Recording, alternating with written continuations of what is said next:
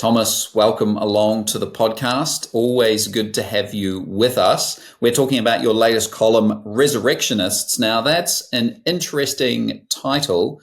How did you come up with that? You talk about resurrectionists being body acquiring professionals of the early autopsy industry. Where did you get that, and how is that applicable to your column? Explain this to me, please.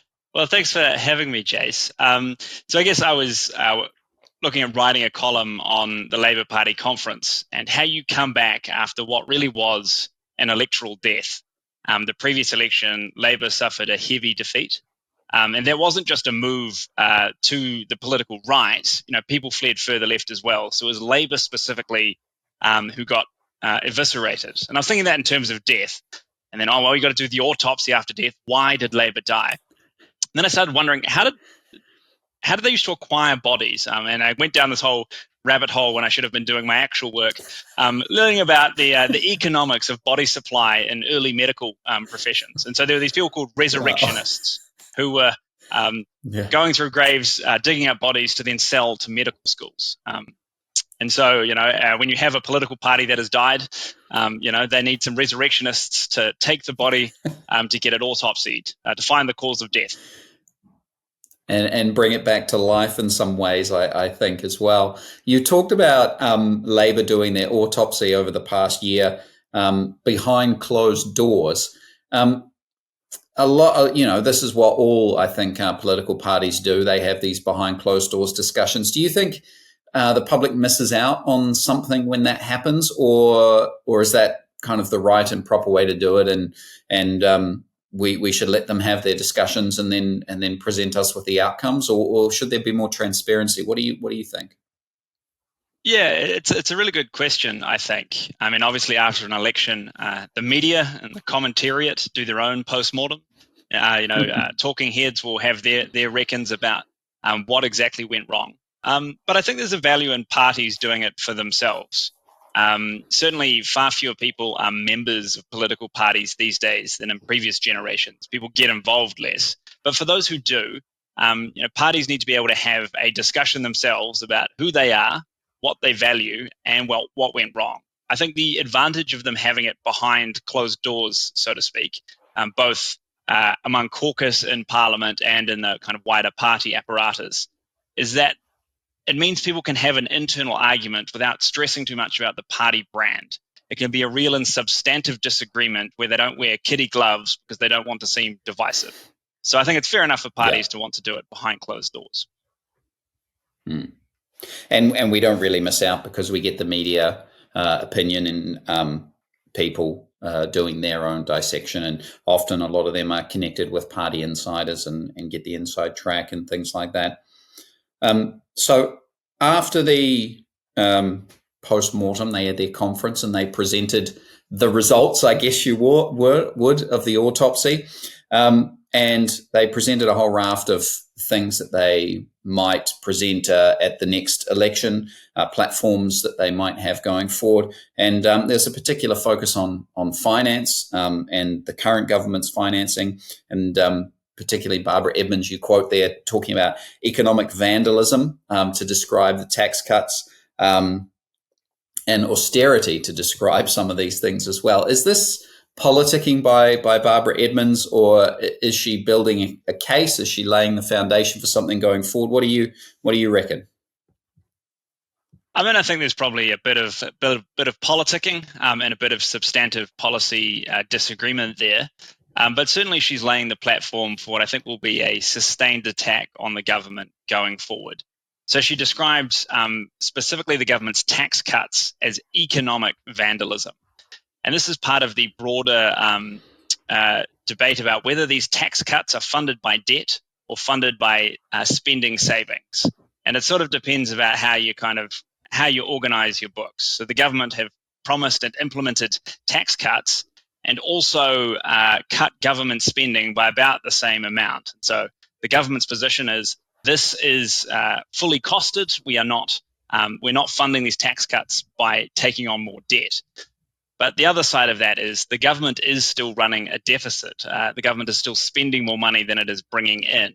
And so in that sense, if there hadn't been a tax cut, there would have been a smaller deficit. So the government would be taking on less debt than it currently is. So I think Barbara Edmonds has a reasonable line of attack here. She also described Nicola Willis as running an austerity budget. And that's probably where it's hard to go all the way with her. Yes, there have been spending cuts, but as I just mentioned, the government is spending out of debt. It's not austerity. It's not a restrictive, balanced budget. It's an expansionary budget. The government is spending more money than it takes in, and that puts a growth pressure on things, not an austerity one.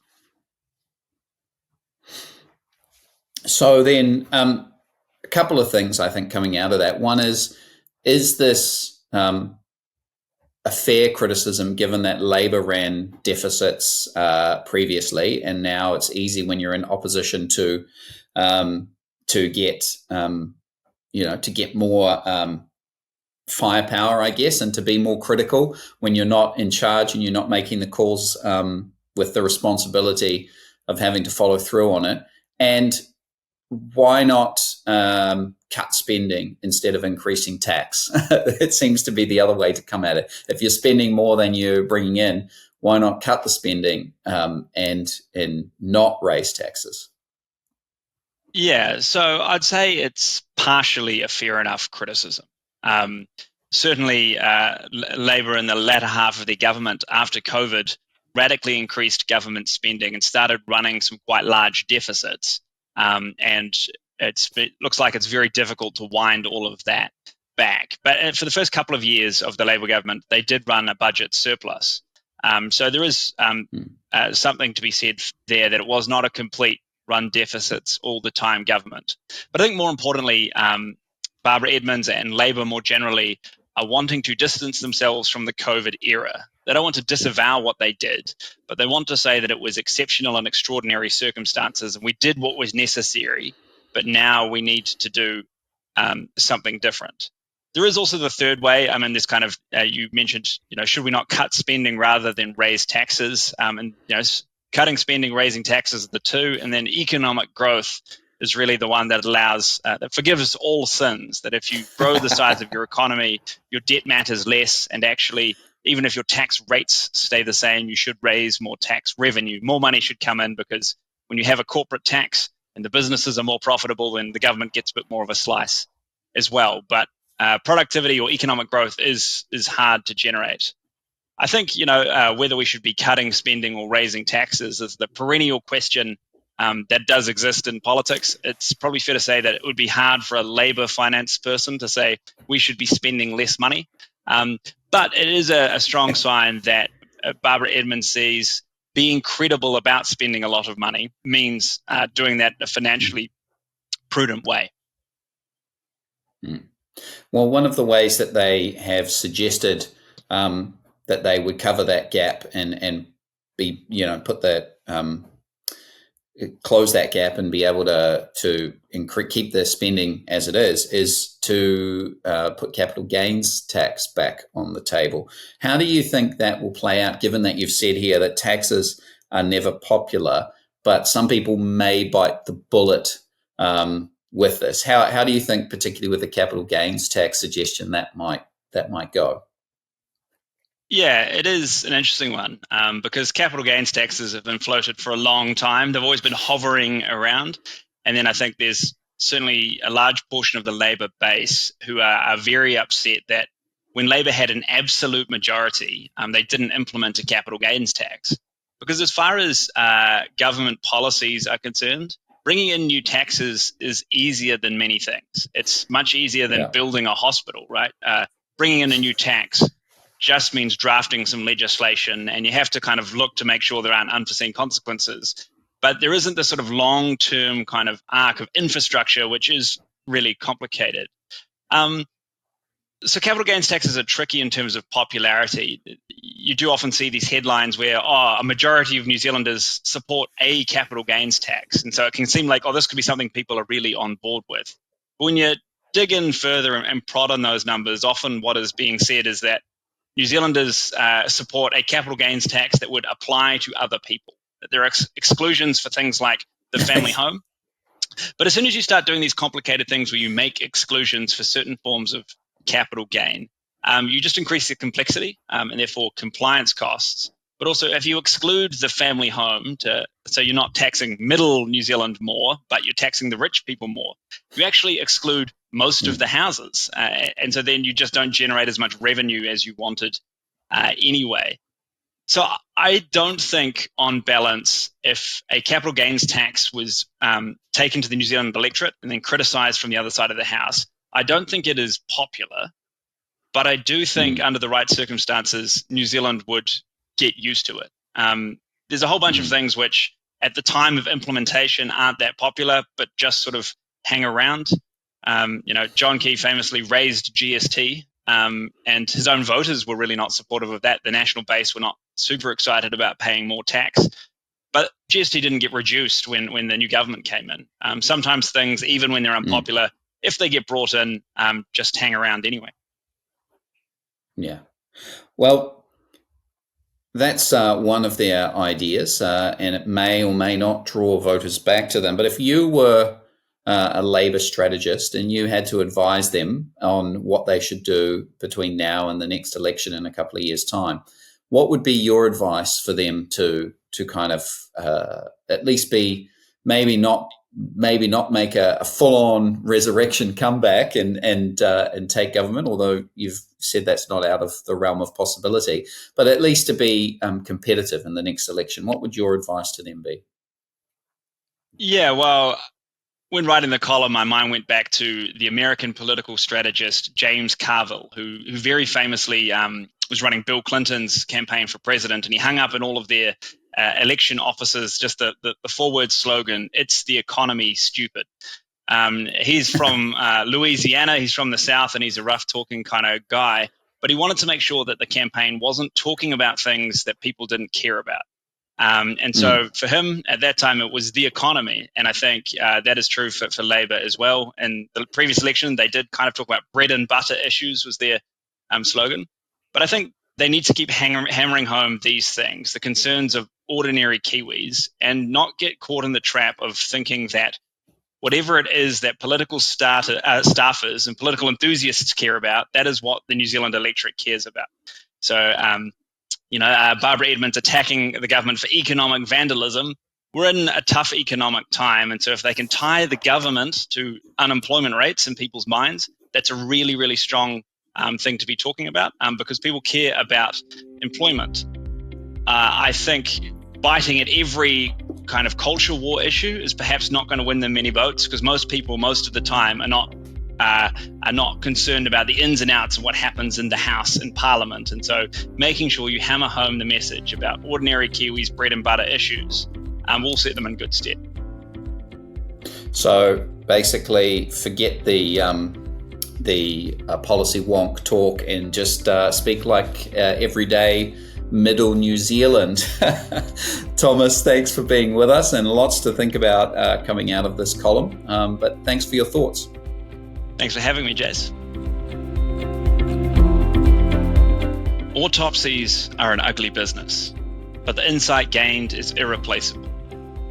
In the early days of the medical profession, grave robbing became a minor industry to provide cadavers for medical research. The body-acquiring professionals were known as resurrectionists.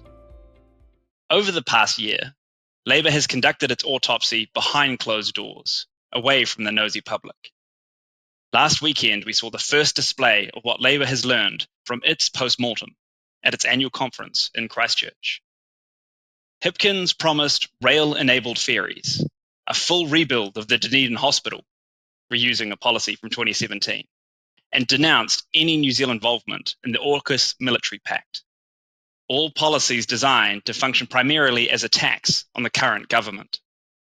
Finance spokesperson Barbara Edmonds, anxious to rebuild Labour's financial credibility, declared the national tax cuts as economic vandalism, contrasting with her promise to be a pragmatic steward of the public purse.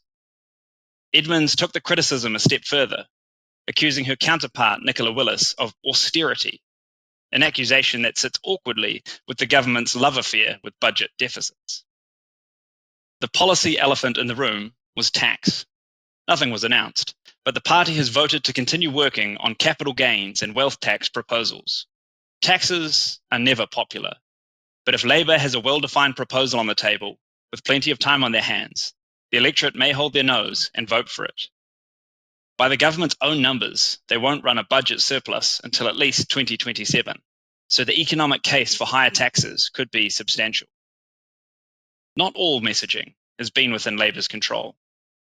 The first phase of the COVID-19 review, released last week, raised questions about Hipkins' performance. Particular attention was paid to the vaccine mandates, which were applied too broadly and remained in place for too long, which caused harm to individuals and families and contributed to a loss of social capital. But Hipkins has been able to take the report on the chin. It's hard to imagine the electorate will still be fixated on COVID-19 come 2026. For the most part, key figures stuck to their lines, focusing on the bread and butter issues that survived Hipkins' policy bonfire at the last election. Voters will disagree about whether Labour has the solutions, but at the very least, they're discussing the right problems. Democrat political strategist and Bill Clinton's campaign manager, James Carville, immortalized himself in political history with 4 simple words. It's the economy, stupid. Politicians always face the temptation to focus on everything but the issues the voting public cares about. In the lead up to the most recent US election, Carville foresaw the results in a now infamous interview about the Democratic campaign. Labour has passed through the messiest part of electoral death with minimal fallout. The autopsy is over. What comes next will show whether or not they have learned their lesson. The Kiwi tendency to give governments a second term by default means that winning the next election is unlikely. But who knows? The Resurrectionists may just rise again.